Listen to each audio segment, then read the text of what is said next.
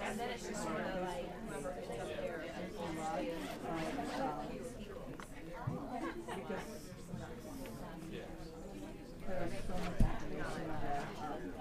Is out there, you just really don't know who that is. No, I did not. No one talked to you anymore. You've got the inside line. No, I told her. University of Virginia. There's a group of faculty and staff.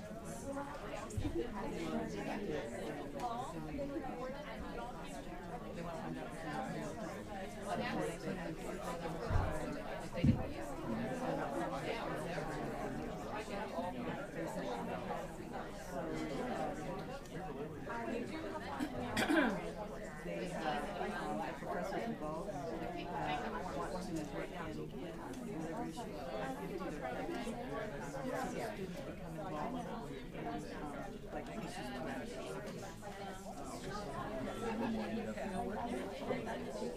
well, that's in depth instead of people sitting around like, let's do this in our corner. Getting like we can want. With his name on it, I can't imagine. No baby yet? No baby. No baby yet. I think Skype with him on Sunday night. Had ultrasound on Thursday. Everything's baby's perfect size, perfect position. Waiting on the baby.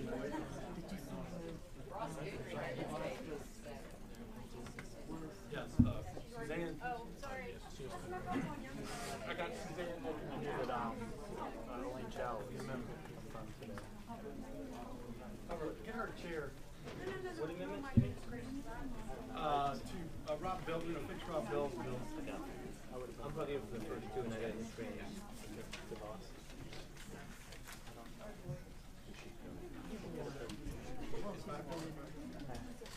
So she can say like.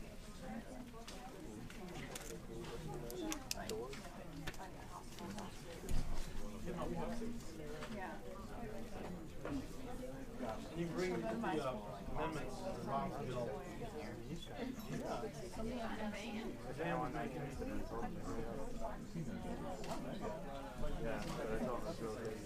We'll let you know. That's perfect. Come to speak.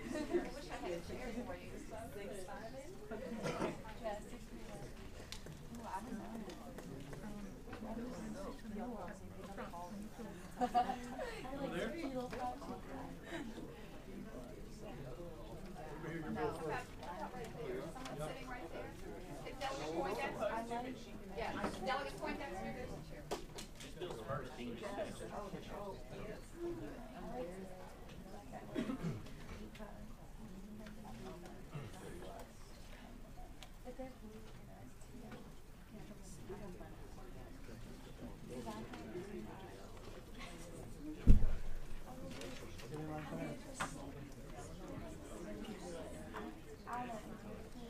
You have a seat. We have a seat right here.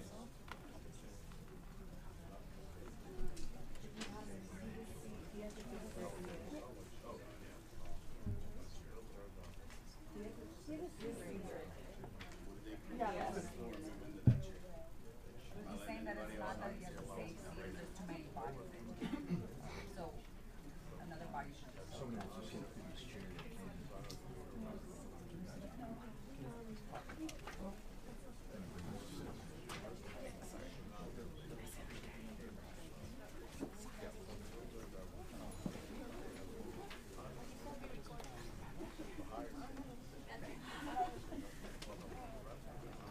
I think that seat's empty.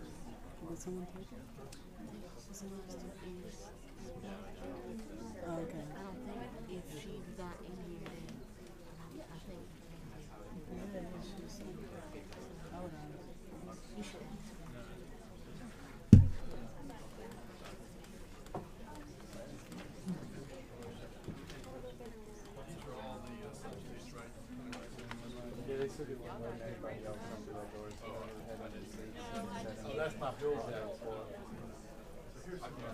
line amendments for 2017.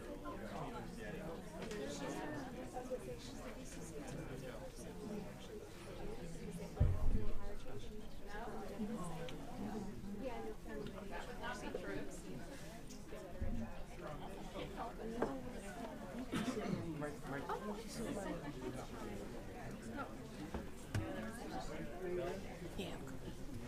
I'm like, are you gonna invite me? Yeah, we'll be quick. All right, yeah. Up and down. It's alright. I'll try to stay. It ain't gonna be that bad. It's just hot in here. That's my whole thing. So turn the air conditioner. Right. And then I'm gonna have to do this anyway because I'm gonna need it maybe. Rob. I'll be used to it. Rob. Yes. Oh, you seen it? Yeah, he gave me a copy. Thanks. I have to learn how to stand like that. Roll. So, Ready, whatever. Need two more. We need two more. Yes, we did. Can you send Mark and Joe Lindsay? I just dinged Peg and Roxanne. Can you send Joe Lindsay and Mark Keith? It's so, it only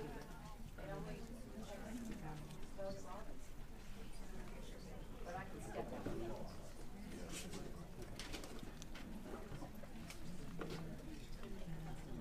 Yeah, where's Jim? Hey, you mind if I just do your bill for you?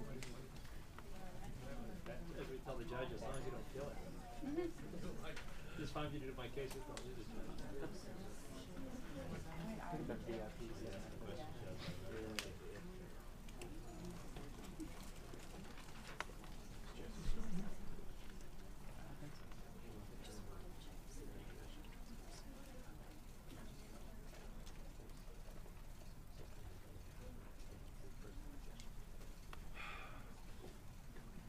All right, I apologize to everybody, but we don't have a quorum yet, so we're waiting on a quorum. We need, it's the week before crossover, so everybody's got a lot of subcommittee meetings. We're waiting to get 2 more members of the committee before we have a quorum and can actually conduct business. So I apologize. We're working on that. People are in all over the building presenting bills and having that discussion, so please be patient.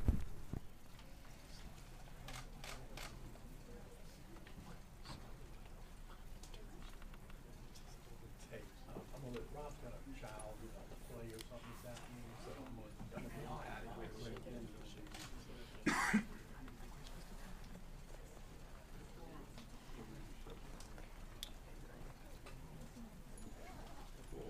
Hey, we need one more.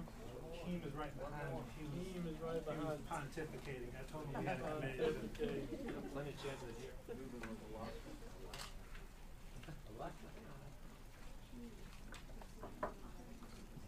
Pontificate somebody else.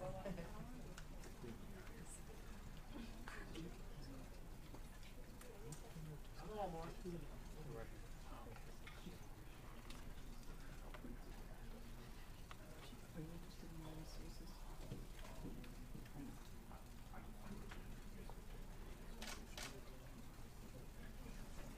All right, we have a quorum. It comes down to the Munyon. I'm going to call the Higher Ed Subcommittee of Appropriations, the Higher Ed Subcommittee of Education to order. I'm going to let Delegate Bell go first. He has a child in a play tonight in Charleston he would like to go to.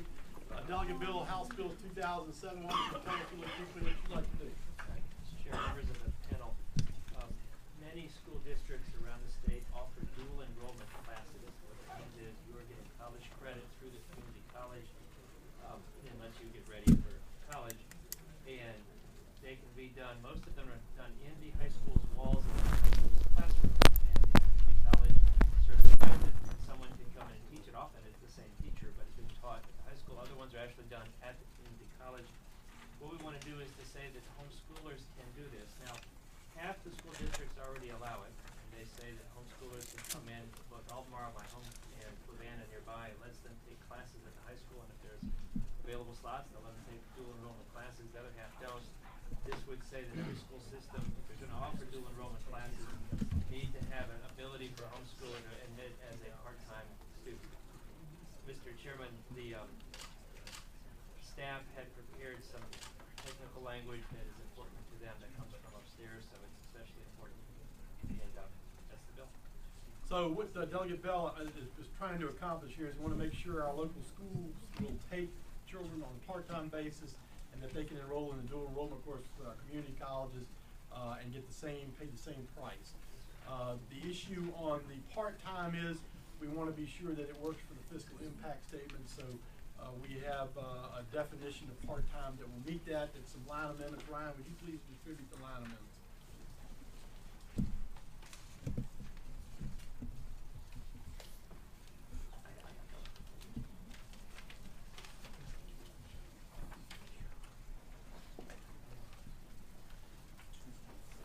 So what this line amendment does, and it comes from the ninth floor, is it defines part-time in such a way that it will not have a fiscal impact to the state of Virginia.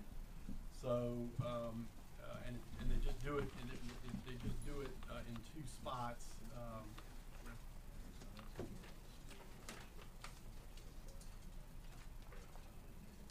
So this allows, this tells the local school divisions that they've got to accept them as part-time. The definition for part-time is such that it doesn't have a fiscal impact, and they must be able to enroll in dual enrollment classes at the same price, which is basically nothing. So that's what the bill does. It does not need to go to appropriations if we adopt these line amendments. So adoption of the amendments. Is there a second? Second. So it's been moved and properly seconded that we adopt the line amendments to House Bill 2007. All in favor of that motion, say aye. Aye. Any opposed? So House Bill 2007 is before us as amended. Anybody have any questions on the patron? All right. Anybody in the audience want to speak on this bill, or is everybody with somebody else? Yes, Ellen. Ellen, community colleges are good. No, not necessarily. You know, there will be a fiscal impact either the community colleges or the local school divisions to accept these students and have them pay the same price as students who are already enrolled in the public school. And I've spent some time talking to Delegate Bell about it. He knows about our concerns. And I would like to say JLARC is currently studying the VCCS, and one of the things they're really digging into is dual enrollment pricing, how homeschool students are treated, and you know, more uniformity across the board. And I would urge you to not take action on this bill pending the results of the JLARC study, which is going to be coming out in November of 2017. Delegate Bell, do you have a response to that? We'll let another group of kids go through and not have benefit of this program. And that's the issue we've had for years in this group. I would suggest that you should do the best you can. If there's a better answer comes in next year, we can certainly change it. But these are tax-paying kids, and half the school districts let this happen. They just let them come in the door, and people say, oh my God, how could that be? They just roll in the door, and in Albemarle County, they go, yes, that's exactly what we do. We're just asking that if they're going to be part of this if these dual enrollment classes are going to be offered, they don't have to offer them, but if they're going to be offered, the school should have a system in place to allow the homeschoolers to come in and apply for this money. Is anybody else in the audience want to speak in opposition to the bill? Does anybody in the audience want to speak in favor of the bill? All right, anybody up here have any questions or anybody got any? All right, the committee operates by motion. Report to 2007 as amended. All right, it's been moved and properly seconded that we report House Bill 2007 as amended. All in favor of that motion will say aye. Aye. Any opposed? Bill report. Sure. I'll have a note just to put on the regular calendar. I just walked in, so I wanted to make sure. Okay, so Delegate King, one no. Delegate, two no's. Okay. Mr. Chair, when will this appear in the full? When will this be in full? This tomorrow morning. Every bill that comes out, I mean, we ought to thank Ryan and Becky because this is a little unusual, but every bill that comes out of here tonight will be in front of the full committee tomorrow. All right, Delegate Poindexter. House Bill 2001. Yes, sir. Let's do 2000. You want to do? We can do it in 10 seconds. All right. You want to strike 2004? Okay. So, at the request of the patron, he is. Would somebody please move that we strike House Bill? Is there a second? Which bill? House 2004. 2004. Shall be stricken? Yes. Second. Okay, so it's been moved and properly seconded at the request of the patron that we strike House Bill 2004. All in favor of that motion will say aye. Aye. Any opposed? All right, the bill is stricken. Delegate Poindexter, that leaves you with 2001. Mr. Chairman, I have a substitute. All right. Thank you.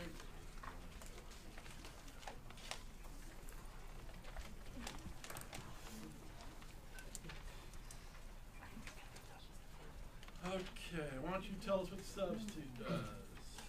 I'll read the direct language out of the substitute. The governing board and each employee of each public institution of higher education shall comply with lawful orders and requests in the enforcement of federal law by U.S. Customs and Immigration Enforcement on property owned or controlled by the institution. The operative words shall comply with lawful orders and requests.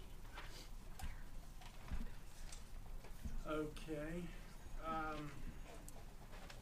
purpose of the bill, Mr. Chairman, is to ensure and encourage that our laws are followed. We are a nation of law. We operate for the rule of law. The rule of law is fundamental to our system of government, tranquility, and public safety. We all are expected to obey our laws. If we don't like them, or if we disagree with them, even if they have a negative impact, we'll obey them, and we still obey them. But we work to change laws that we don't like, or bad laws. We don't ignore it. We do this through the legislative process. We do it through the legal system, and we do it through the political system. Now, there are a couple of things that have been misconstrued about this bill. I need to reference a nice memo, a policy memo that's been in effect for the last 4 or 5 years, that's updated in 2015, which identifies schools as sensitive locations. There are actually quite a few sensitive locations that ICE does not carry out enforcement actions unless there's a really bad situation. Schools, including colleges and universities, medical treatment centers, places of worship, civil ceremonies, public demonstrations, and the like. It maintains that this bill has something to do with the purpose. This is the Family Education Rights and Privacy Act about releasing student or personal information. And that is not applicable to this bill. All this bill does really is say institutions, you will comply with any lawful orders or requests from the federal government. Ryan, I'm not opposed to having our public institutions follow the law, but then once you start saying with law, I'm not a lawyer, and so you start saying with lawful orders, enforcement of federal law, it feels like more like a courts bill after that to me.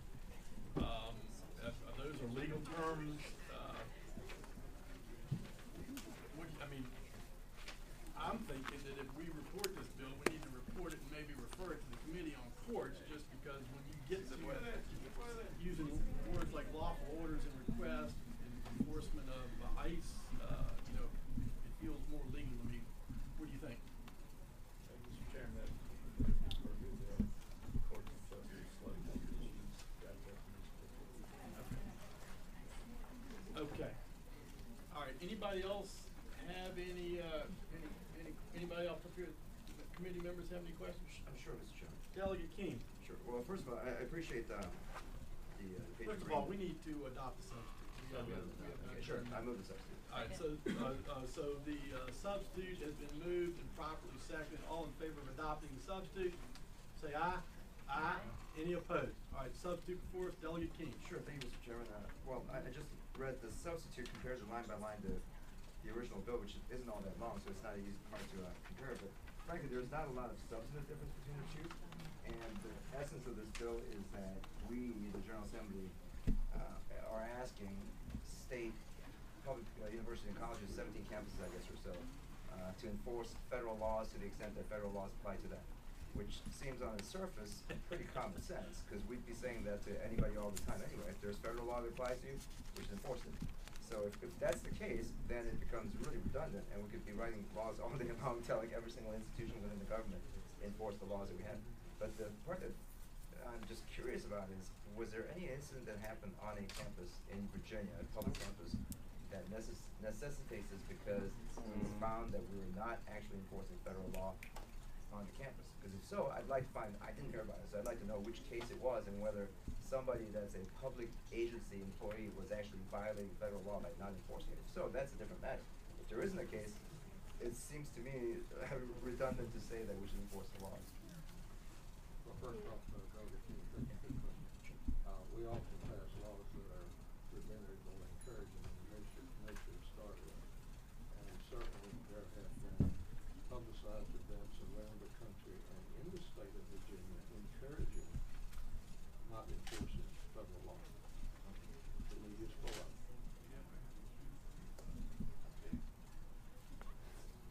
Okay. Anybody else up here have any questions? We don't have anybody. Hey, Brittany, you here on this bill? Hey, Brittany, good. I was thinking about them, but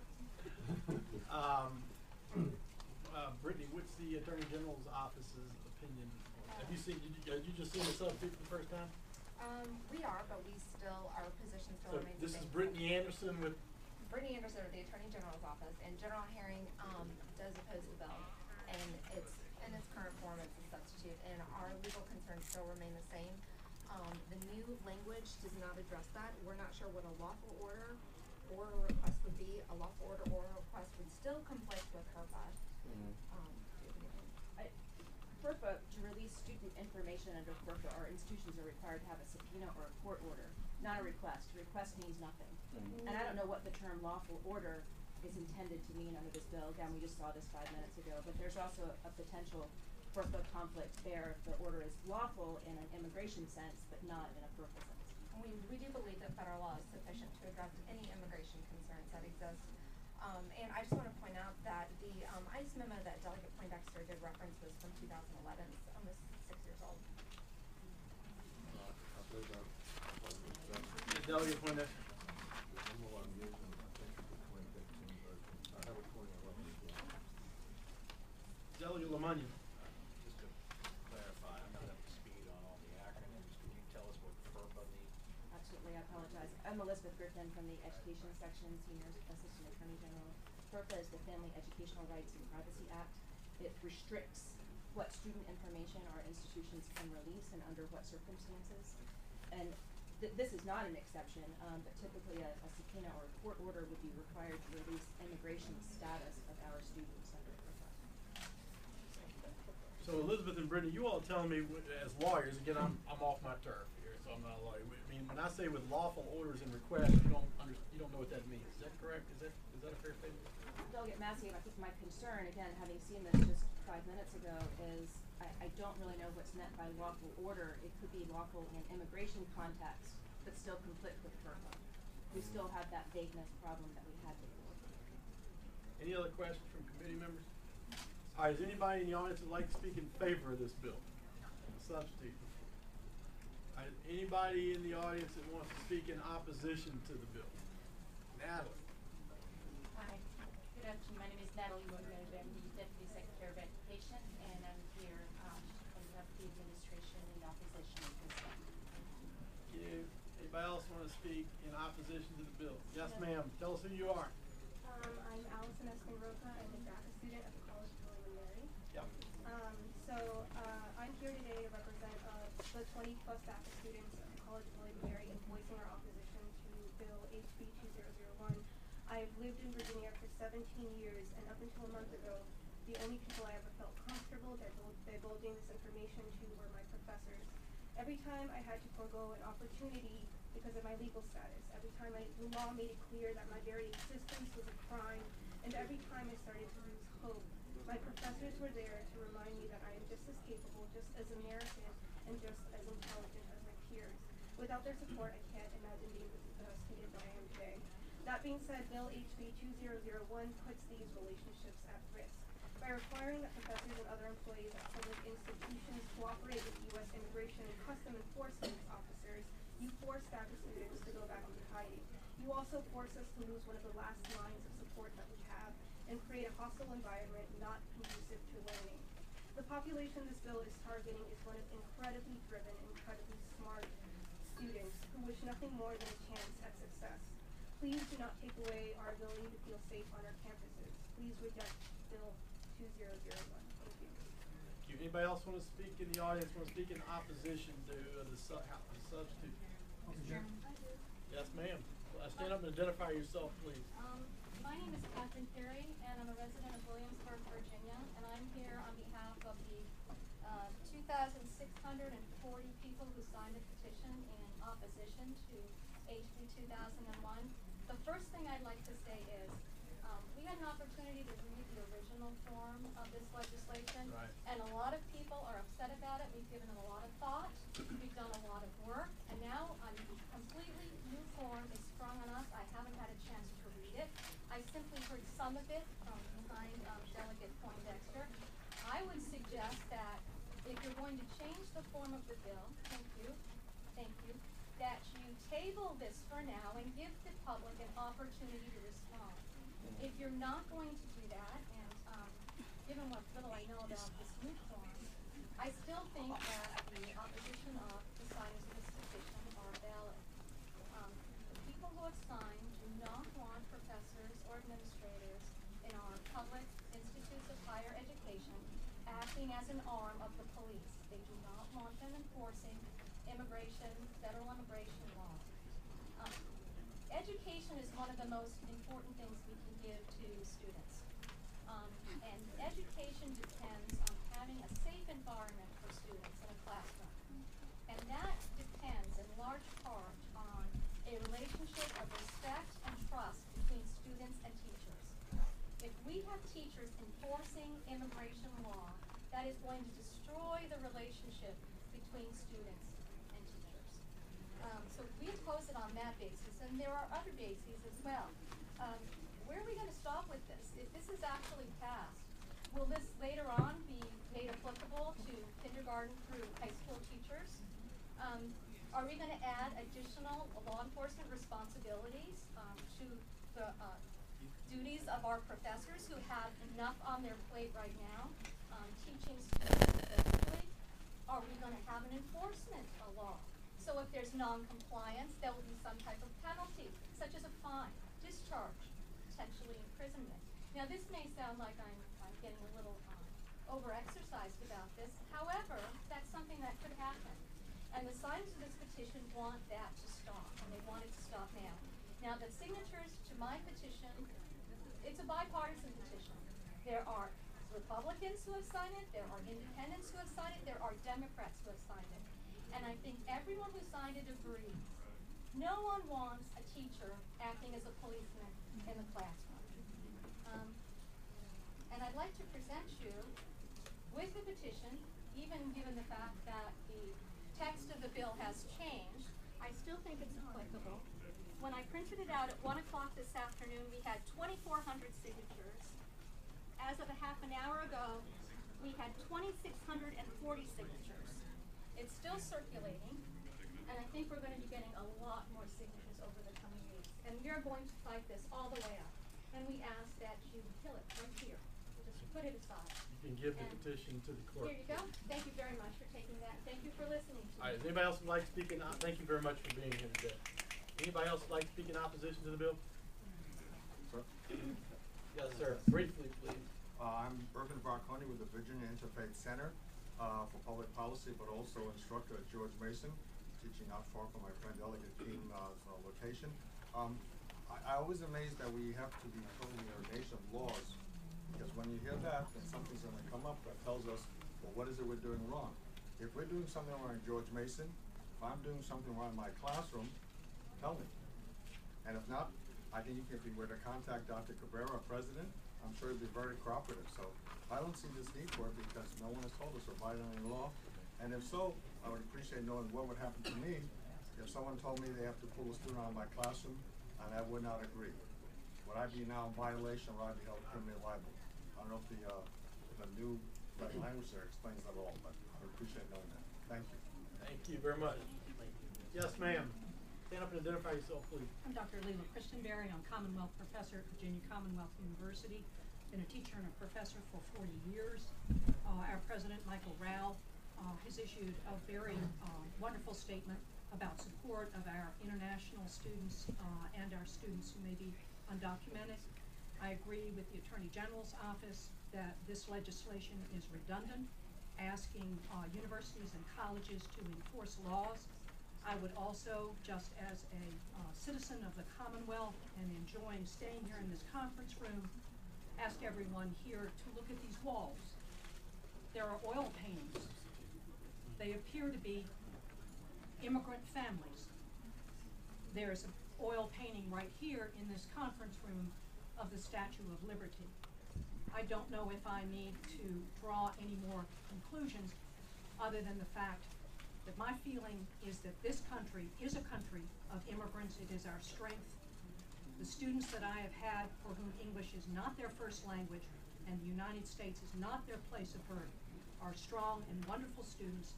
They make this country great. If this legislation is enacted, I fear it will have a chilling effect on professors such as myself, and I would urge the members here to turn it down. Thank you so much. Thank you. Yes, ma'am. Oh, no, I'm sorry. If you're here in opposition to House Bill 2001, would you please stand up? Well, I'm already All standing. right. Thank you very much. Would you all please be seated? If you're here in support of House Bill 2001, would you please stand up? All right, thank you. Anybody have any other questions up here? Why don't we give Charles you want to have a quick last word, Delegate Poindexter, please? I would.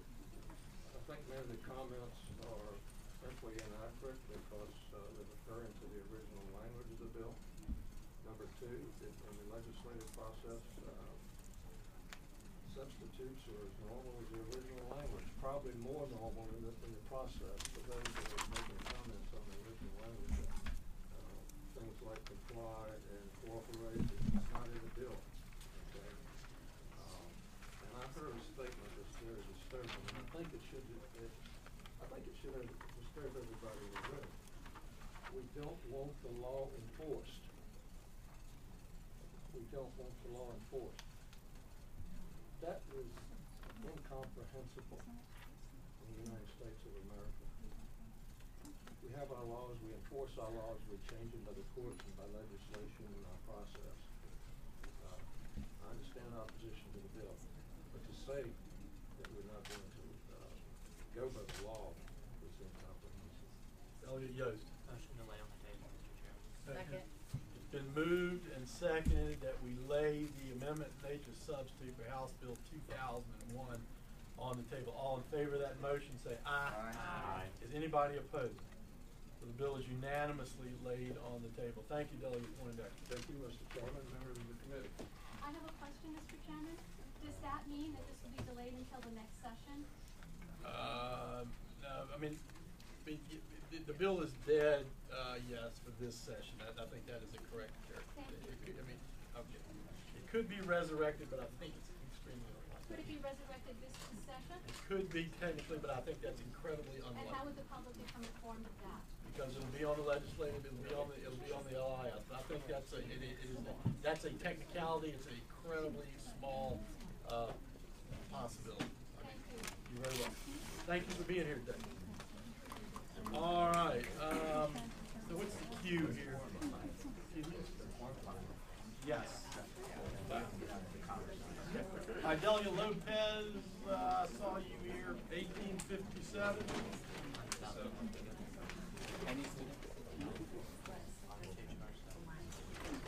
All right, we got it. We need to move on. Let's go.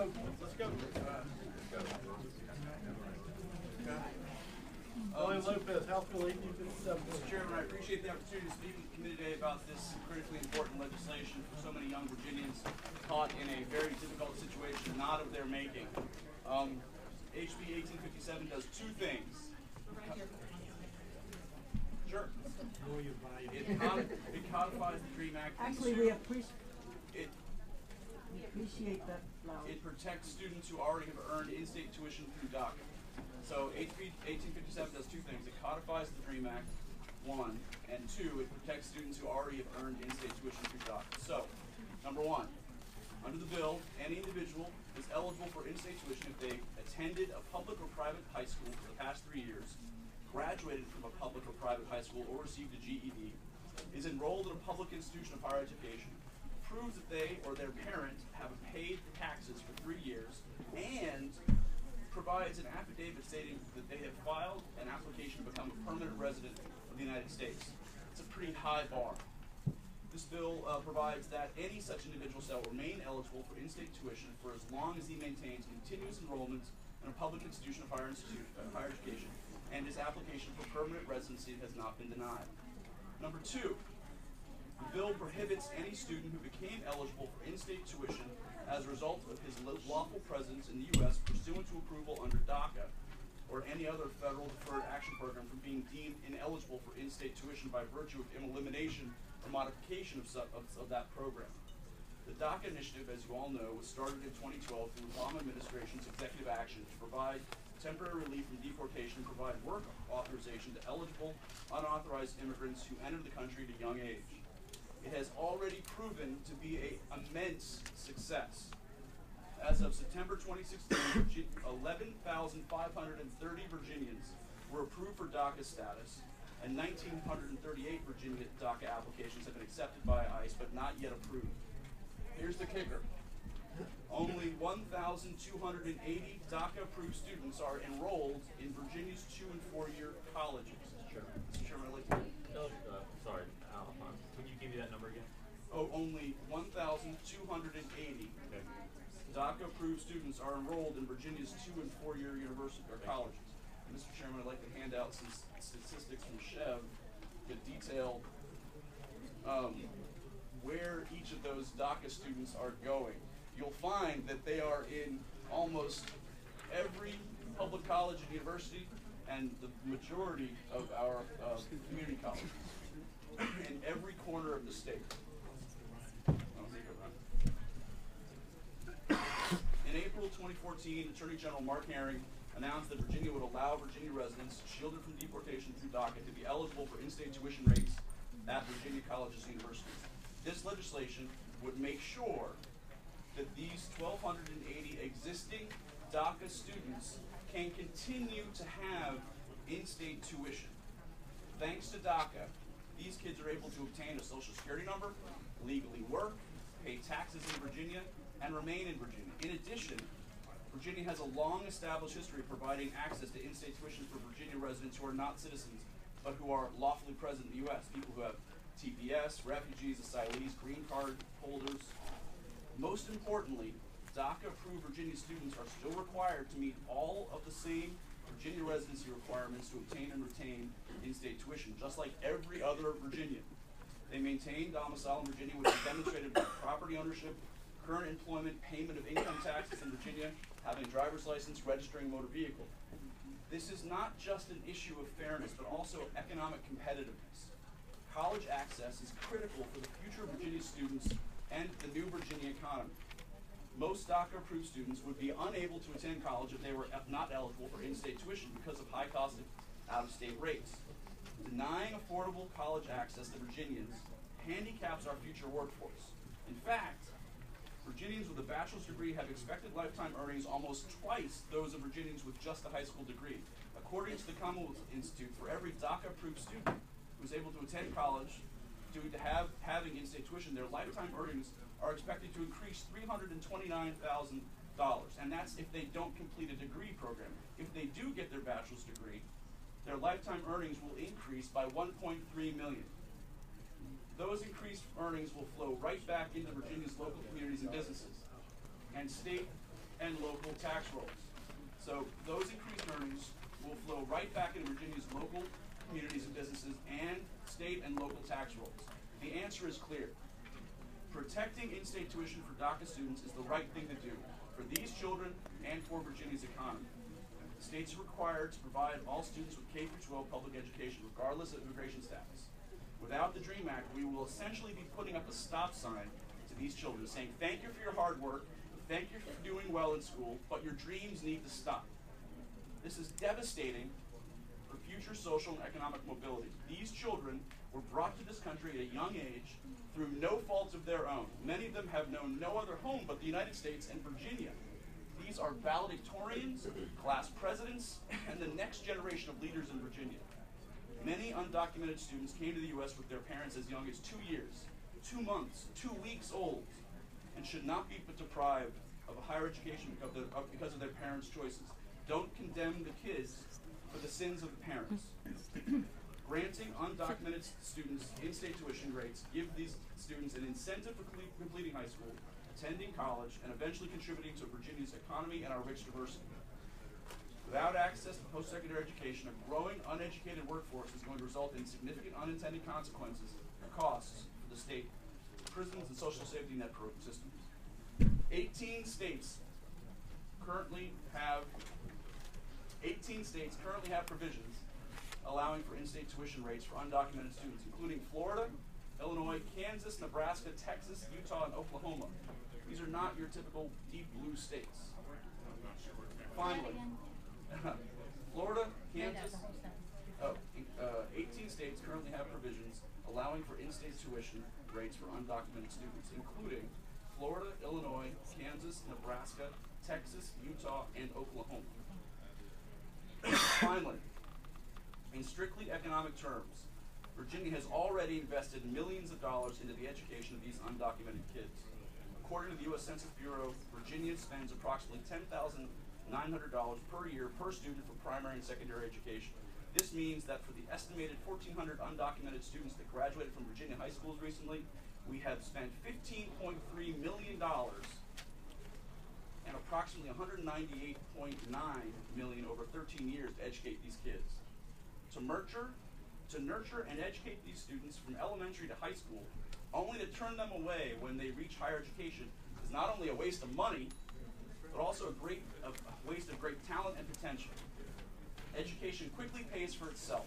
It is a benefit to society, not just to those who go to school. As Virginians, these students deserve an opportunity to pursue the American dream by earning a better life for themselves and their families. In the words of former Texas Governor Rick Perry, the cost of not helping motivated students attend college is greater than the cost of helping them. Thank you, Mr. Chairman. I appreciate the opportunity to speak.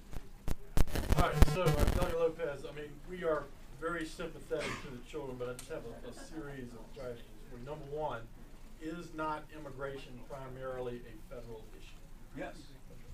Number two, the DREAM Act has never passed the Congress of the United States. Is that correct? That is correct. And let me explain one thing about that. In 2013, during the immigration reform package that passed out of the U.S. Senate, the DREAM Act was included. And when you talk to both Republicans and Democrats in the House of Representatives, the first thing they talk about is something that they can agree on is the DREAM Act. But stopping that from passing the full Congress is the argument that we need to pass all or nothing. So if you don't pass just pieces of it, which would include the DREAM Act, then you're not going to get it passed. But if you did pass just pieces, you would get the DREAM Act passed at the federal level. Next question is, as you referenced, DACA was an Obama executive order. Is that correct? Yes. Okay.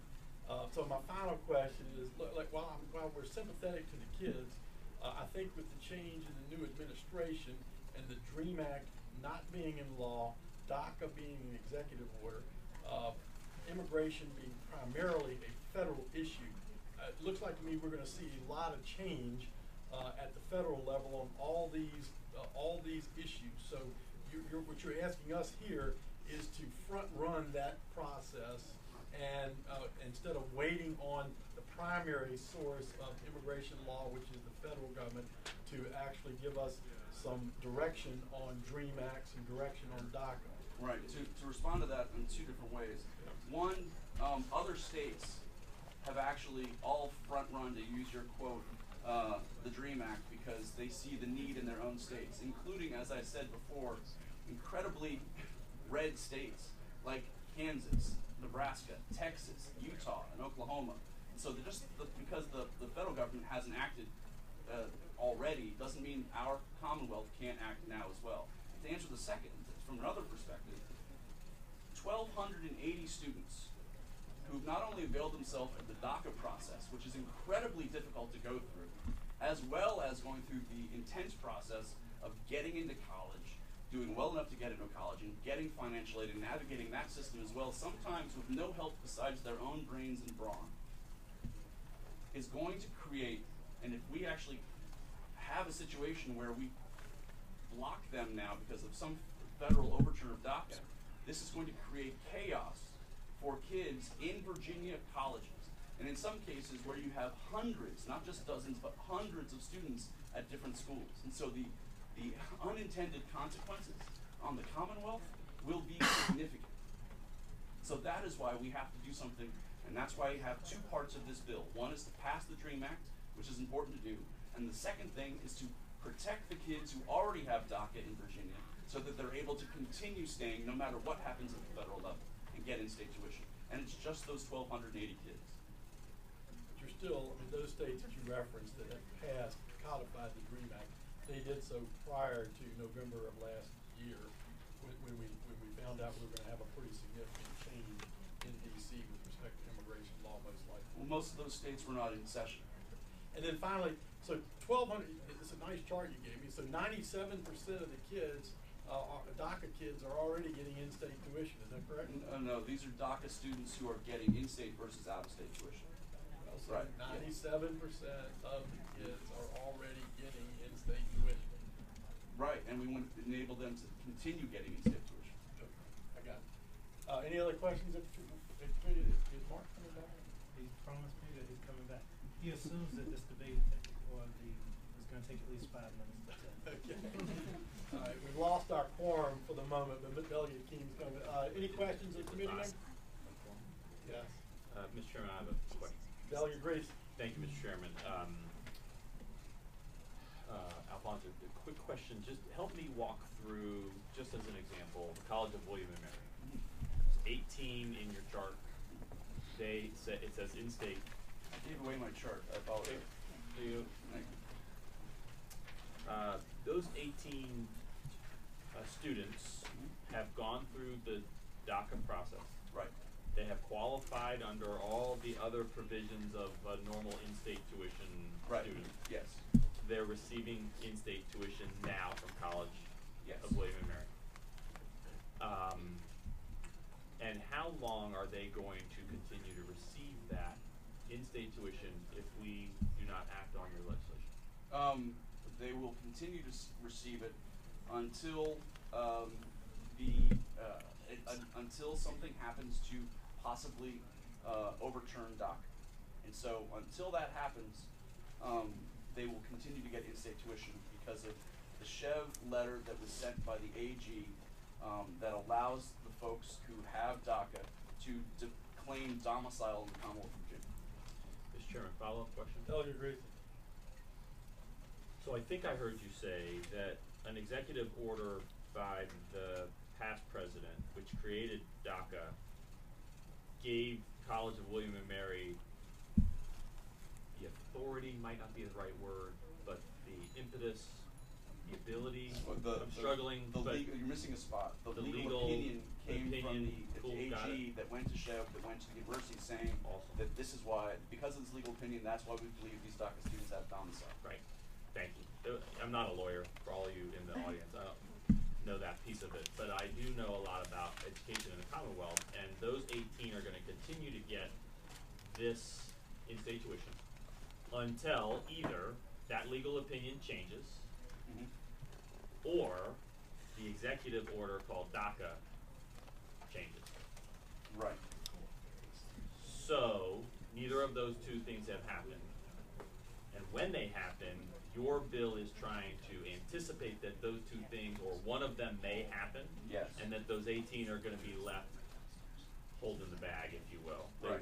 They will no longer receive in-state tuition. Right. And but the other aspect of that though is that's why Section 1 sort of says we need to just put the DREAM Act into code in Virginia. So that's why we have two sections of this bill. Mr. Chairman, follow up. Delegate Grace. Okay, so if neither one of those things happen, we don't need the bill. No, because they're receiving in-state tuition now. right now, and they'll continue to receive that until something outside of this body's control happens. See, I disagree. I think we do need the bill now because right now the Mr. Chairman, foundation if I might, for I'm in-state sorry. tuition. I'm sorry. I didn't mean whether we need the bill or not. These individuals will receive in-state tuition and will continue to receive it unless one of those two things changes. But it's not just about the people who are already getting the in-state tuition. It's about the future generations of kids who are currently going through K through 12 in Virginia, who are also outstanding students, who are also the future valedictorians and salutatorians and future leaders of our Virginia economy, who also should deserve to get in-state tuition in Virginia and be able to go to William & Mary as well. Delegate Lindsay. Given that DACA is by executive order, if this present president changes that order, won't that impact everything that we're talking about doing here today? No, because Section 1 actually would put the DREAM Act into place. So we wouldn't have to rely on the DACA executive order or a decision or an opinion from the AG's office, and that would go to show. So, Delegate Keene, that would say, you know, the federal government where immigration law is primarily responsible. Delegate Lindsay. We get confused. We're confused all the time. All the time.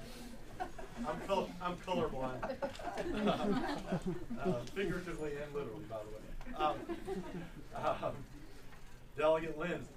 So, what, if DACA were to get, executive ordered away, we would be codifying in Virginia a piece of legislation that is primarily a federal issue that the federal government hasn't made a decision on yet. So that's one of my concerns. I believe that we ought to, I'm sympathetic to the kids, I'm sympathetic to the cause, but as Delegate Reese has pointed out, they're already getting the in-state tuition. So I think my position is we ought to wait and see what the federal government does. This is their area. Let's wait and see what they do. And then in a year, we can take another look at it. And in the meantime, as Delegate Reese pointed out, 97% of the kids are getting this. Mr. Chairman. Wait a minute, Delegate. Hold on one second. Mr. Chairman, can I follow up on that? Delegate Reese. Thank you. Not only are 97% of them getting it, the ones that aren't getting it don't qualify for in-state tuition. They don't live here. They're out of state. No. Isn't that what this chart says? No, those are other students who are actually going to those colleges but still getting out-of-state tuition. If you're referring to the 11,530 other Virginians who been approved for DACA, who are simply not going to school but could go to school, so I'm saying that of the people availing themselves of higher education in Virginia and trying to get in-state tuition, only 1,280 of them, of the 11,000 approximately, are actually trying to get DACA in-state tuition. It's different numbers. Delegate Reese. Mr. Chairman, I want to make this point because we've now danced around it twice.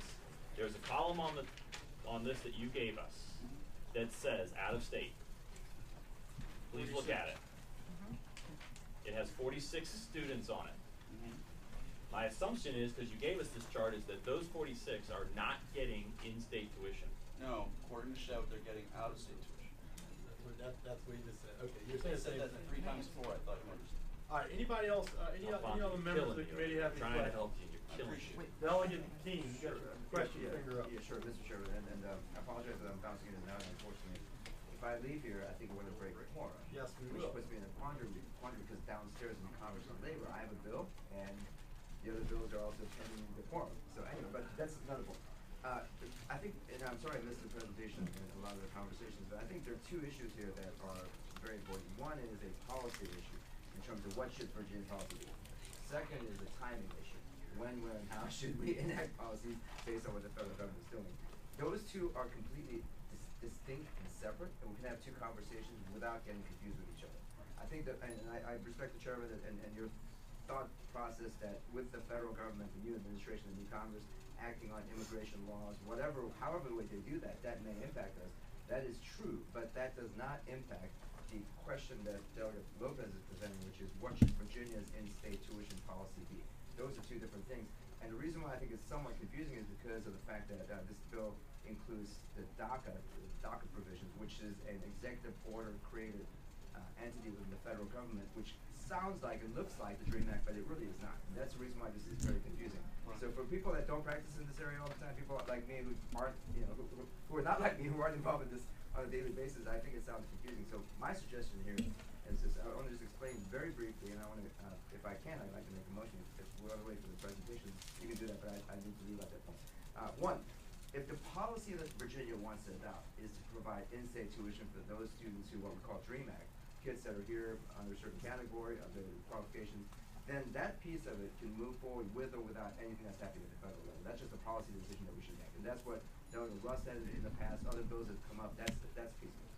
Second piece is, if we believe that the Trump administration or Congress will act on something on immigration that will impact the students that are currently enrolled under the DACA process, which was created through the executive order, that's a question of when does that happen and what happens to those kids during the duration of this time. That could actually be separated from the policy issue should we have DACA. And then the third part of that is under the federal law, the states still have the authority to create a special category for those kids. Because just because the federal law changes and says all of a sudden all these kids that are so-called dreamers are now considered to be out of status in America does not mean that we at the state level can't provide them with certain in-state benefits. That is possible. So I think what I would like to do if at the right time, if now is the right time, I would like to move that we report this bill because of the policy that is that I believe is good regardless of whether federal government acts or not. But again, I defer to you on the timing of that because now is not the right time. We need to get some testimony from the and I will tell you, I'll take care of Delegate Kilgore for you. So if you just keep my form, I would appreciate it. I hope so. And if there is a motion, I mean, we do have a letter from the Chairman of Appropriations. If there is a motion to report, the correct motion would be to report and refer to the Committee on Appropriations. But let's go to the audience. Anybody else have any questions on the committee? Okay. Anybody want to speak in favor of this bill out there? Yes, ma'am. Good afternoon, everyone. My name is Jacqueline Cortez Nava. I come with a STEM-led organization called Dreamers on Grounds in support of Delegate Alfonso Lopez, HB 1857. I was born in Jalisco, Mexico, and I moved to the United States when I was 9 years old. I went to elementary, middle, and high school here in Virginia. I graduated from high school with an outstanding GPA. I took as many IB courses as I could. However, I was still unable to get in-state tuition, unable to go to a 4-year university, which was very unfortunate. I was lucky enough to take some classes at my community college, and I stayed there for 3 years. And then when I was given the opportunity to continue with my education and pay in-state tuition, I transferred. I'm a current student, a 4th year at the University of Virginia, majoring in biology and minoring in Spanish, pursuing my dream of becoming a physician one day. This is the second time that I'm here, standing in front of this committee, missing class, like many here, protecting and advocating for the opportunity to continue with my education. I've worked hard and earned getting accepted to UVA. I'm paying in-state tuition, like the American, Virginian, and taxpayer that I am. And hopefully, eventually, I will be able to give back to my home state. However, this is a very complex issue, clearly, where morality and values essentially play an important role in it. And I challenge you all to take a look at it from that view a little bit.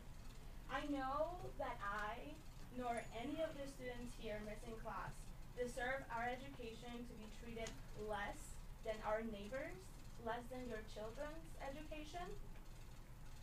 It's not fair that we have to get distracted every single day almost from our studies. It is not good for our emotional nor mental health that we have to wake up every day fearing that the next day we're not going to be able to continue with our studies. Fearing that because it's a federal issue, our delegates, our senators, weren't capable enough to actually take a stand and advocate for the constituents.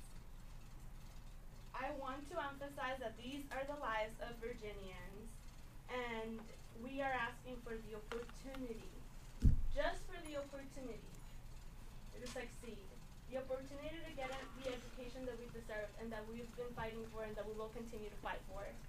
I think that in order to get as far as we've all gotten, whether being here, whether being on this side, we all have to take a lot of initiative.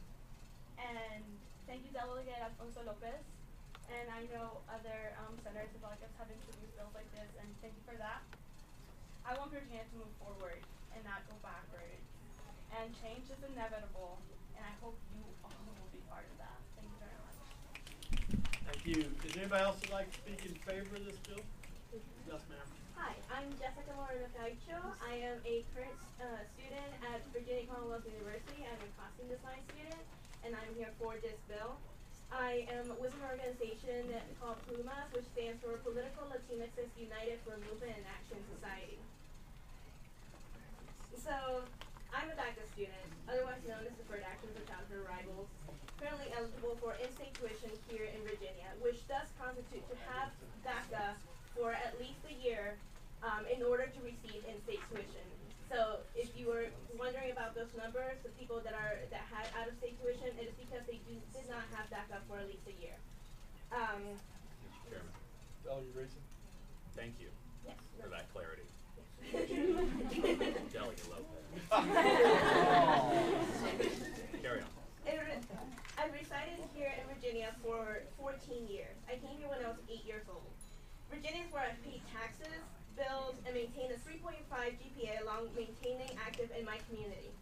Because of my higher education, talent, and hard work that I was, is why I was able to intern for the Public Theater in New York City, which has been the birth home for Tony Award-winning plays and musicals like Fun Home, Eclipse, Hamilton, and American Musical, and for you baby boomers, Hair. It is because of the affordability of my education that I'm able to succeed as an undergraduate student in the arts. Not allowing DACA eligible and undocumented students the right to an affordable higher education in the state where they reside would deprive the country of their many talents, many of which are training to become doctors, scientists, politicians, teachers, and artists alike. I am not here to ask for free tuition, but rather the opportunity to fully unleash my potential. Providing in-state tuition for students like me does not in any way harm native-born Virginians. If anything, it strengthens the community by allowing those who have already gone through our public education system equal access to use their skills and trainings for the benefit of our community.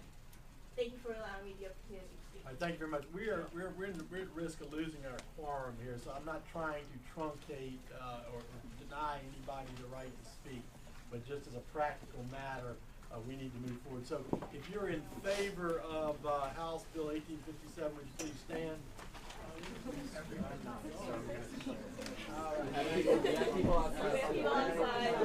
right, everybody sit down. Thank you very much.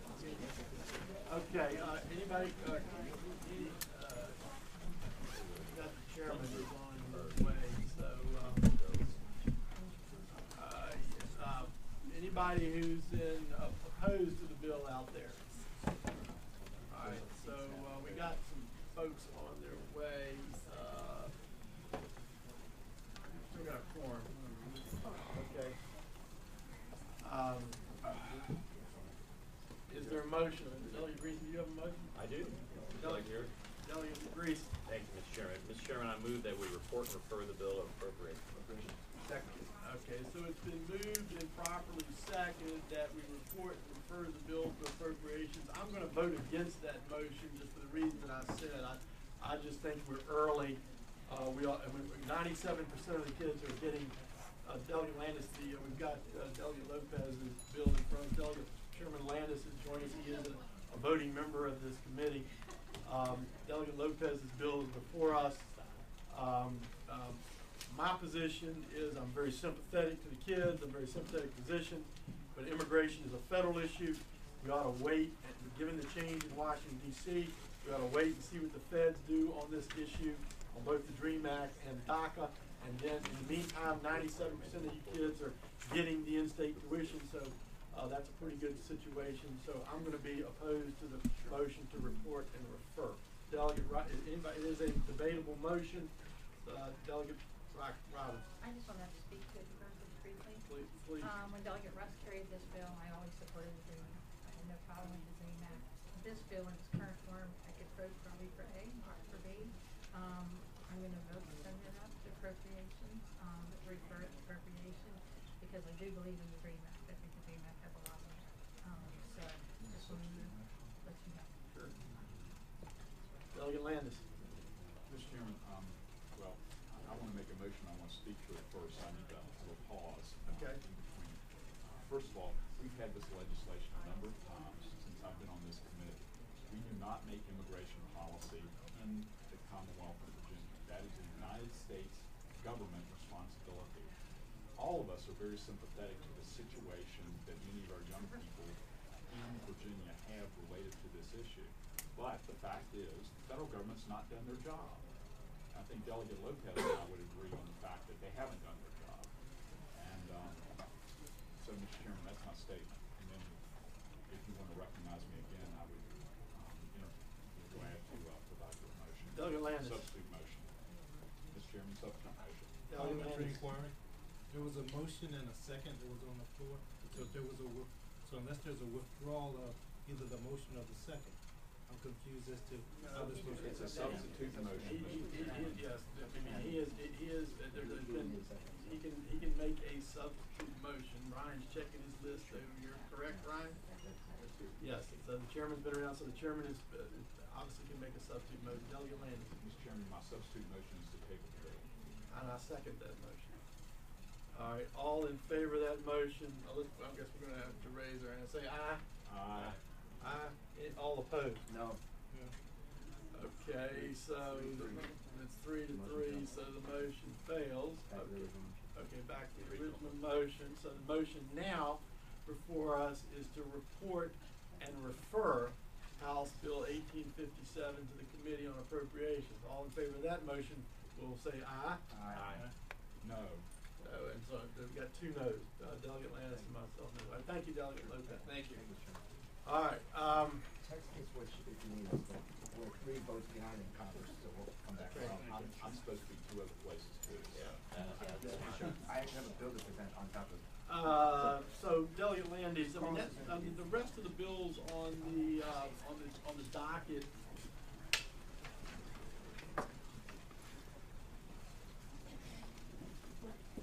I'm ready to talk to the chairman.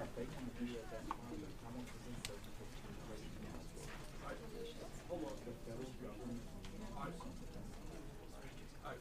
Delegate Landis, we've lost our, we still have our quorum, but you need to go, I need to go, Tag needs to go.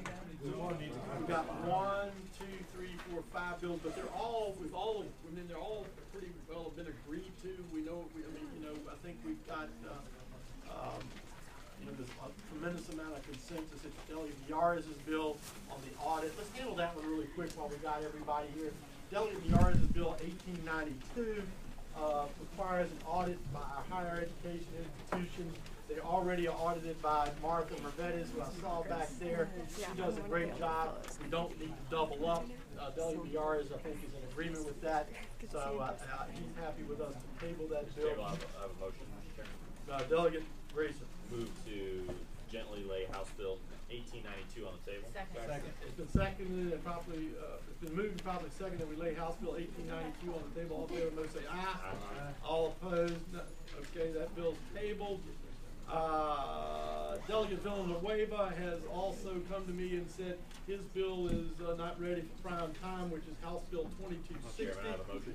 Delegate Greason. Mr. Chairman, I move that we lay 2260 on the table. Is there a second? It's been moved and properly seconded. We lay 2260 on the table. All in favor of the motion say aye. Aye. Any opposed? Okay. Delegate Landis, that leaves us Delegate Murphy's, my bill, which you're very close to, and Delegate Torian's bill, where we have an agreement with everybody. So could we just take those up in full tomorrow? What do you want to do? You want me to try to have a separate meeting? Everybody likes my bill, but that You want to do it at 7:30? We have a special meeting. We're not meeting until 8:30. we do it at 8 o'clock. No, we have a meeting at 8:30. It's either going to be considered tomorrow or So would you like special meeting to do it at 7:30 tomorrow morning, or you want to hear it in full? What do you want to do? I would prefer to do it so. Okay. All right. Okay. So then we will hear. Can you send out a notice tonight, please? That we will hear House Bill 2040, House Bill 2171, House Bill 2357 tomorrow morning at 7:30 here. In this room. Yeah. In this room? Yeah. What do you want to do? Oh, let's do it. Let's do it downstairs. Being used. Yeah. Okay. Let's do it down. We'll do it in House Room C, right before the full committee. Yeah. House Room D. At 7:30. At 7:30. All right. So being no other business for the committee, unless I hear by unanimous consent, I'm going to adjourn the committee. Anybody object to that? So without objection, the committee is adjourned.